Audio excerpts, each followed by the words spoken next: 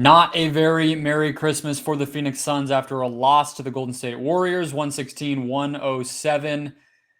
But there is a lot to pull from it. So we will go through the good, the bad, the ugly, the future, all of it coming up for you on Locked On Suns.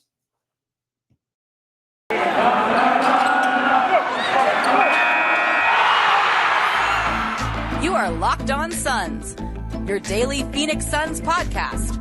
Part of the Locked On Podcast Network, your team every day.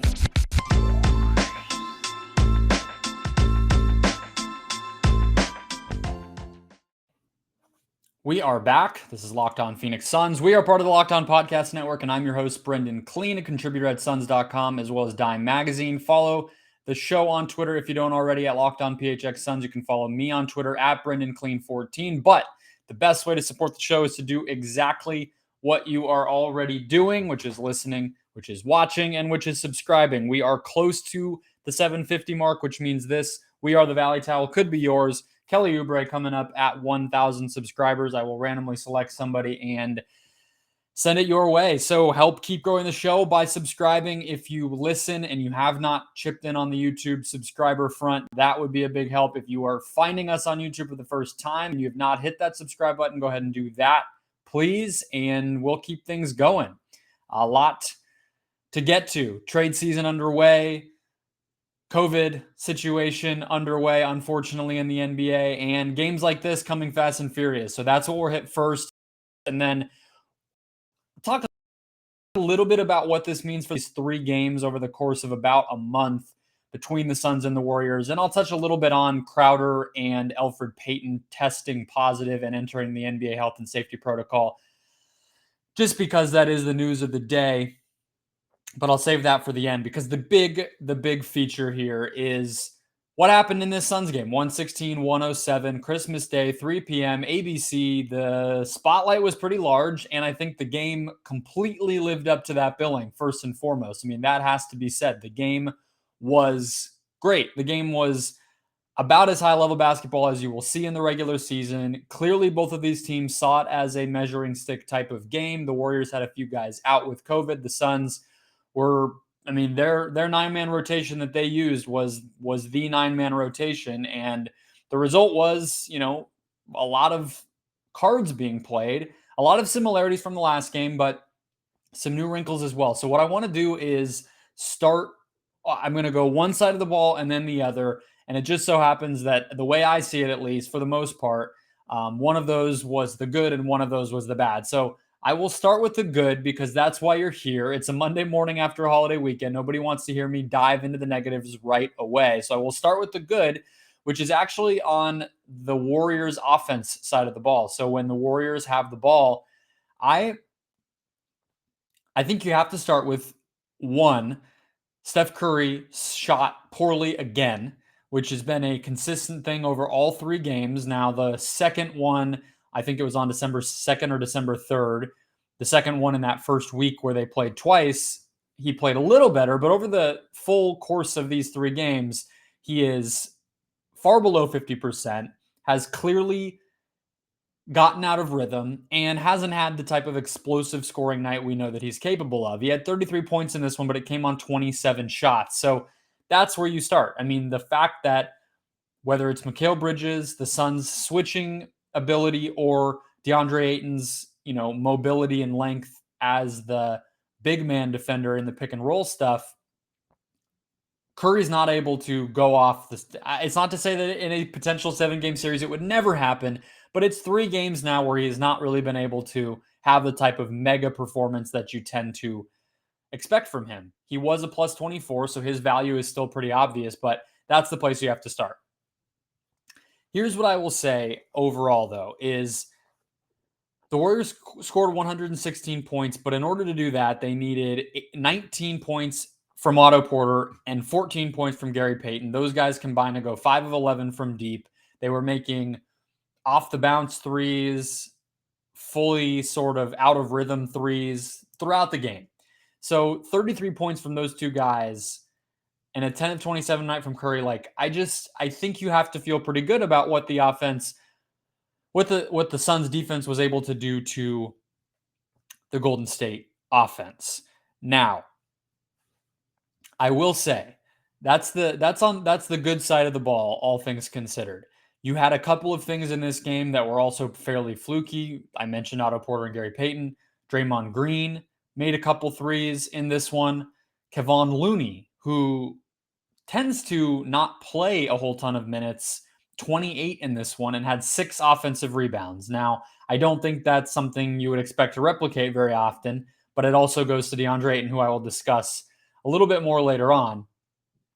So the Suns can keep the Golden State offense in check. It might feel like that is the scarier side of the ball because Curry gets so much attention, and rightly so. He is likely to be in the running for another MVP this year. He is a game-changing, historical player. But the reality is the Warriors are much, much better on defense than they are on offense. I mentioned going into this game, previewing it on my Friday show last week, that they are revolutionizing defense, and we saw it a little bit in this game. I'll get to that part in a second, but the offense is human, and the Suns made it look human. Now, I will also point out a few things that were not great. So early in the game, the way that the Warriors were able to get into rhythm on offense was by cutting. So Gary Payton, I want to say Otto Porter potentially. Jonathan Kuminga had a couple nice ones, if I'm remembering right. They were able to basically make up for the fact that Curry was not shooting all that well by getting those cuts and by getting offensive rebounds, getting easy shots basically when the Suns were not giving up a ton of those. Now, late, of course, it was Otto Porter making jumper after jumper. I believe he made 4 jumpers in the last 7 or so minutes of the game. That's not going to happen very often, but it did in this one, and it was the difference. So I think the cutting can be cleaned up. I think the offensive rebounding can be cleaned up. I think the other thing that I think would scare me a little bit is we saw what happens when Jay Crowder and Cameron Johnson end up on Steph. So the Suns being able to switch is a really strong part of their team, and obviously something you don't imagine them really going away from because they have so many like-sized players. They have versatile defensive players who can, stay in front of a guy like Steph Curry or stay in the post against a Draymond Green, and that's what makes them great. But Johnson and Crowder consistently did lose Curry, so I think that's something we could see the Warriors exploit again. I also think we don't necessarily see them toying with DeAndre Ayton a ton, but Ayton continues to be, in my opinion, a little bit stymied and confused by the fact that of sort of how to operate with Looney, because the Warriors will basically either include Looney in a pick and roll or a screen off the ball, or they'll just have him stand out, maybe 18 feet and back, whether he actually is a threat to shoot from there or not, and they just dare you to not guard him. It's something similar to what they've always done with Draymond Green, which is, yeah, he may not be a shooter, but if he gets the ball and goes into a dribble handoff or a pick and roll with one of their shooters, then you're screwed anyway because you're not out there to defend that action. So they move the ball and move players so effectively that you have to stay attached to everybody, even if they aren't a floor spacer. And so Ayton seems to struggle with that. So those are some of the things I think that the Warriors would continue to attack in the game in March when they play next, which is a long way away, or of course in a playoff series that's starting to feel pretty inevitable. But honestly, offensively, I think the Warriors didn't really play all that well. I mean, they had 21 points off turnovers, which is pretty great, but only 46 points in the paint. Their offensive rating was 127, which is obviously pretty good. They shot pretty well from 3. They got to the free throw line a decent amount, but I don't feel like I saw anything offensively from the Warriors, especially if they can continue to have Curry, not be his usual supernova self. That would really terrify me if I'm the Suns. That said, the more pressing and concerning portion of the game, in my opinion, came on offense. when the Suns had the ball. So a few things to break down there, including, as I said, DeAndre Ayton. Before we get there, TrueBill is really saving, I don't want to say saving your life, but saving you time and money for the most part, and saving our collective sanity one subscription cancellation at a time.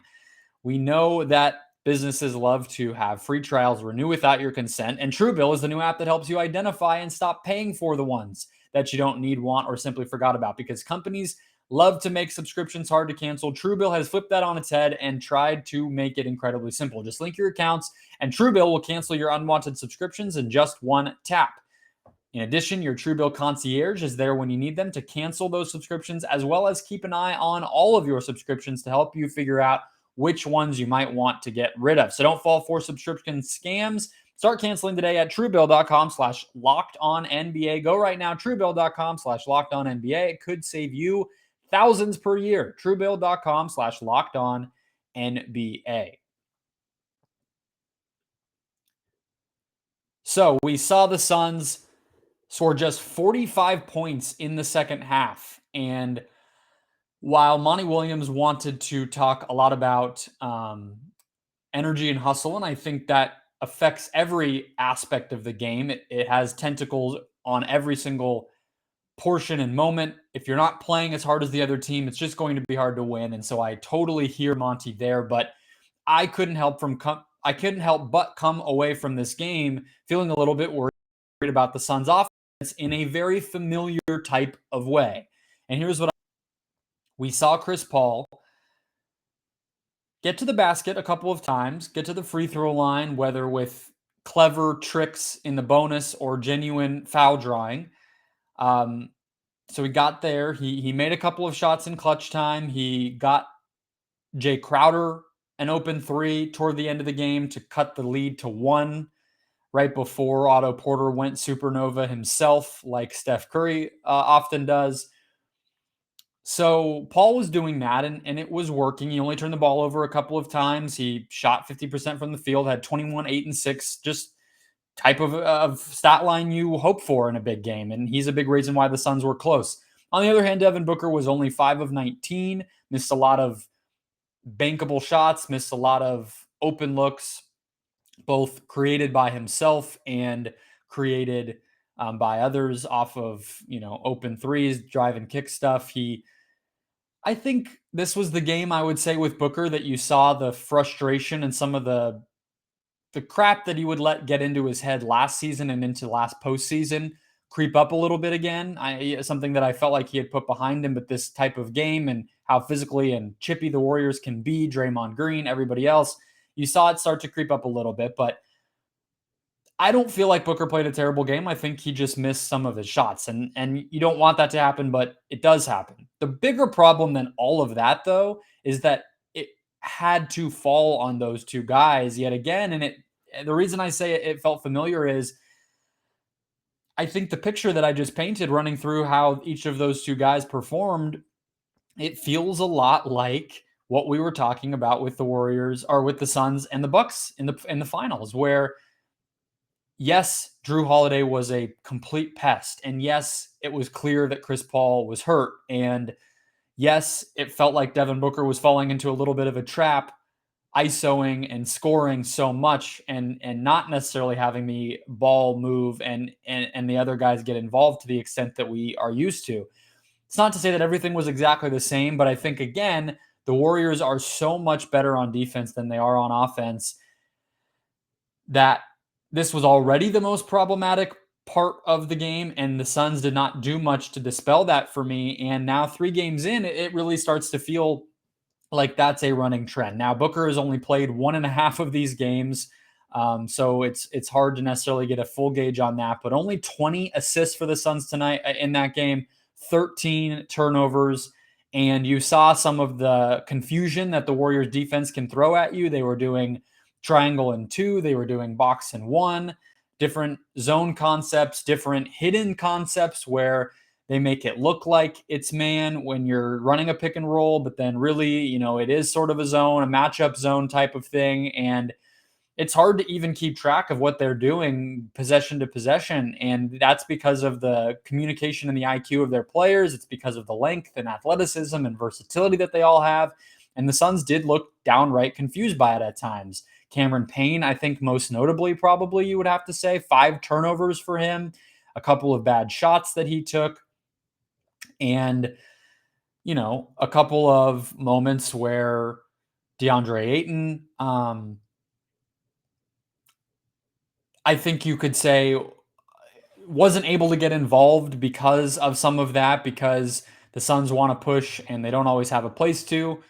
And Ayton is going to benefit from ball movement and gravity of others and all of that switches. And the Warriors just are so good and smart about not getting into bad situations that wasn't able to be a consistent weapon for the Suns.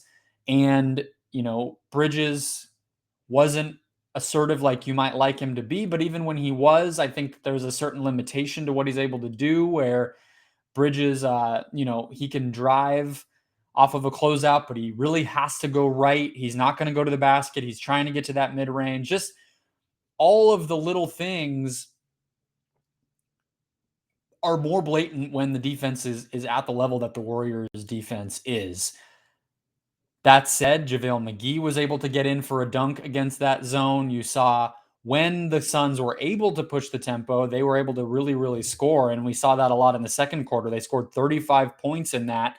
They scored 12 points off of turnovers. So there were moments when the Suns were able to look pretty good. And their offensive rating was 117. So it's not as if this game was, they couldn't put the ball in the basket. They shot 48%. They got to the free throw line a little more than they usually do. So it's not to say that they were miserable on offense. It's just to say that some of the things that they usually are able to do just weren't working quite as well. But I also think that there are some things that the Suns inherently have that the Warriors give up, that the Suns are uniquely able to punish. So I think we have to jump into the sort of summative takeaways here. We have to talk bigger picture of what we've really learned and what this matchup is going to look like if it does come up in the playoffs. And so we'll talk about Ayton a little bit more there. We'll talk about Chris Paul a lot more there. And honestly, I think there's a conversation to be had about the margin for error here and just the relative quality of these teams. Like it might not be a good thing to hear, but I think Suns fans need to hear it. First, though, quick word from Built Bar. This holiday season, grab the protein bar that tastes just like a candy bar. That's Built Bar, filled with so much holiday goodness, rich with decadent flavor and covered in chocolate, but best of all, amazingly low in calories, sugar, net carbs, and high in protein. You get the best of both worlds with Built Bar, delicious and healthy. You can have raspberry, mint brownie, cherry, double chocolate, cookies and cream, peanut butter brownie. Those are just some of the constants. But Built Bar, the best thing, honestly, about Built Bar is they are constantly having new flavors, introducing new flavors that are most of the time better than the candy bar equivalent. I'm just going to be honest. Like, they have cracked the code here with flavor and sweetness and deliciousness without making it too sugary. I don't have an answer. I don't know how they do it. All I know is they do it, and it's delicious. And whether that's holiday favorites, some of the stuff that they've put out since Black Friday, there's still plenty of it out there, even though Christmas is in the past, or if it's just some of the delicious new stuff that they're coming up with. Built balls. They have these protein balls that are delicious. Just check it out. Check it out. Built.com, promo code LOCK15 to get 15% off your next order. That's promo code LOCK15 for 15% off at Built.com. 116-107. The Warriors now 2-1 on the season series. Of course, Devin Booker only playing 1.5 of those. Klay Thompson playing 0 of those games. You had Andre Iguodala playing 0 of those games. Andrew Wiggins was questionable and had the back spasms in the first game and did not play in this game in the health and safety protocol. No Jordan Poole. So this bizarre NBA season means that it is somewhat difficult to make any grand takeaways. But the way that I look at it, we've played 72 games of minutes of basketball between these two teams.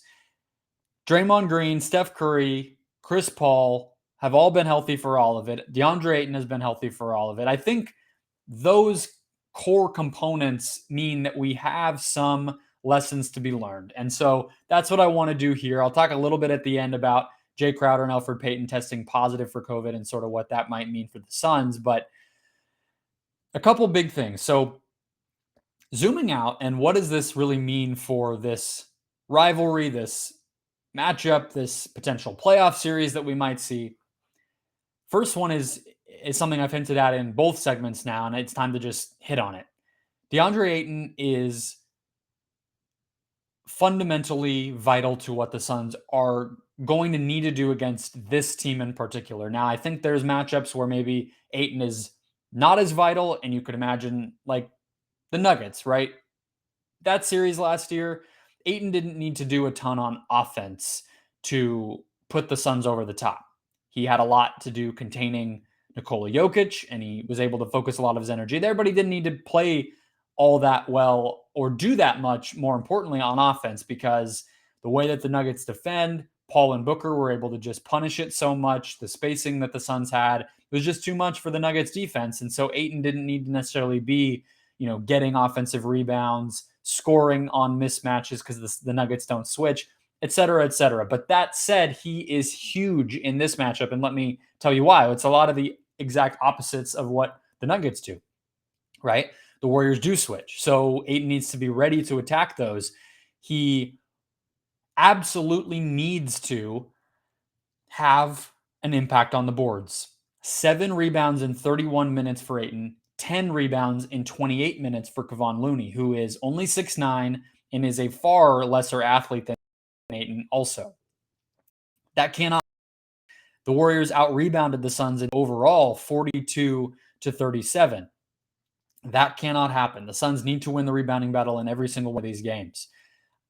The Warriors, they know how to gang rebound well enough. They have size at every position well enough to not get killed in that regard. They've been going small forever. It's not as if rebounding is going to beat them after so many years of learning how to play that way. But Ayton is so uniquely gifted at that.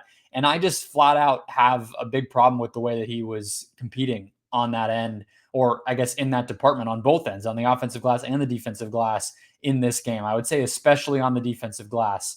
Just, moments where he is around the basket and he's just not putting a body on Looney, not finding different guys crashing the boards, not getting into position, just sort of staring at the ball, allowing himself to be out on the perimeter wherever he happened to be when a shot goes up, rather than finding the ball and getting closer to the basket to go get those rebounds. Like, that just cannot happen. And, you couple that with, I think he was good on offense. He had the position a lot of the time, and the Suns just, it didn't necessarily make sense to go to him because Looney played so many more minutes in this game and everything else. But you can imagine, because the way that the Warriors have started these games, Draymond Green defending Chris Paul, that you could imagine a quick 8 to 10 point first quarter in a game. And he just hasn't had that. I think he might have actually in the first game, but that needs to be a consistent part of every single game. They just need to be able to go to that, make it so that the Warriors have to evolve and adjust. They can't just stay with Green on Paul every single time that they play and every single minute. So that's number one. I think that one of the other key things here, zooming out, is that makes it a little bit hard to judge, but also has to give you optimism if you're a Suns fan here, is Chris Paul is just straight up not playing aggressively. I mean, we're 30 plus games into this season now. Suns are 26-6. They've been elite without him doing this, but he's just not attacking. He's not playing with that mindset. And I don't think he will throughout the regular season. I think, he told us all last year, this is a team. This is a team. I feel like this is, the deepest group that I can remember being around, and they're helping me just as much as I'm helping them. And he said it. We just might not have been listening very closely. And what he did is he came out this year and he backed that up with how he's playing. So, compare the guy we're seeing right now to the guy in game 6 of the conference finals, or game 4 of the second round, in Denver. And it's hard to know what this group will look like in a, do or die moment against the Warriors or anybody else in the playoffs this year, with Chris Paul not being that player, not taking 10 mid-range shots in a game, which is, as I was talking about previously, something that the Warriors are happy to give up. They are either going to switch or they are going to drop and help against Chris Paul most of the time. And what that means is that mid-range shot's going to be there. A pull-up three is going to be there. A drive and kick is, it might not have a lot of space, but it's going to be there. And so the Suns have that. They have, the pick and roll. They have a couple of playmaking bigs to beat the Warriors zone stuff. They can play fast. Like, there are all of these ways that Chris Paul can punish them as the point guard and focal point of this offense that he's just not doing right now. So I would say that the fact that the Suns have been able to be competitive, and of course the Warriors would say, well, we haven't had Clay and we haven't, and both teams have that excuse. But the reality is Chris is not going to show his cards, and he doesn't have to, and he's going to be able to reserve energy. So I'm not going to predict that that's going to be the difference maker. And, now the minute that Paul flips the on switch, he'll just, be killing the Warriors and it'll be a sweep. I'm not trying to blow this out of proportion, but it is just a fact, and it's worth mentioning. My last point here, in terms of the big picture here, is the margin of error for the Warriors is just bigger than it is for the Suns. And to circle all the way back to what Monty said post-game, it was just mistakes. It was just a key offensive rebound here, a lot by Looney, or a turnover by the Suns there. About 2.5 minutes to go. Chris Paul has the ball. I believe the Suns are either down 1 or 3. Either way, a possession where they could have either tied or taken the lead, and Paul drives off of a pick and roll down the right, kind of along the right side of the lane toward the baseline for his jumper, and just loses control of the ball. I mean, you guys all remember the play, and it can't happen. I mean, it just can't happen.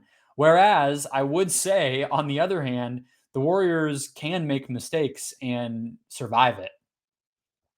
You can say that just means the Warriors are the better team, but I think when they're playing the way that they are, the two stars on that side in gold and blue, you could basically convince me those two guys are the best two players on the floor.